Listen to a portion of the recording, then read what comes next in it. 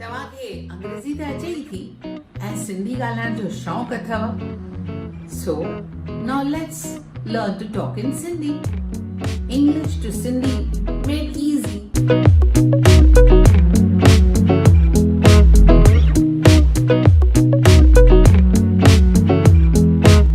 There are 15 days holidays from next week. बे हफ्ते खां 15 ॾींहं मोकलूं आहिनि. I'm going to the house of my nana and nani. मां पंहिंजे नाना नानीअ जे घर वेंदसि या मां पंहिंजे नाना नानीअ जे घर वेंदुसि. I will also meet my maternal uncle and auntie. मां पंहिंजे मामा ऐं मामीअ सां बि मिलंदसि. I always love to go there when we are having holidays.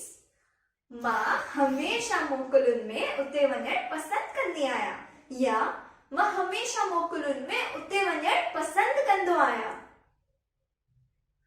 I will meet my cousin brothers. मां उते पंहिंजे मासातनि सां मिलंदसि या उते मां पंहिंजनि मासातनि सां मिलंदुसि. I will play with them and go for sightseeing. मां उन्हनि सां रांदि कंदसि ऐं असीं ॿाहिरि घुमण वेंदासीं.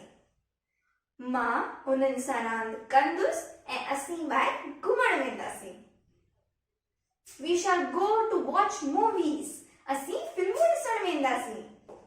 प्यारा साथियो, वणी न तव्हांखे असांजी इहा कोशिश सिंधी सेखारण जी, सिंधी सिखण जी? हीअ असांजी कोशिश तव्हां सभिनी ताईं पहुचायो, हिक ॿिए सां शेयर कयो त सिंधीअ जा उचार सवला करे सघंदा. ठीकु आहे न? त करियो असांजे चैनल खे सब्सक्राइब.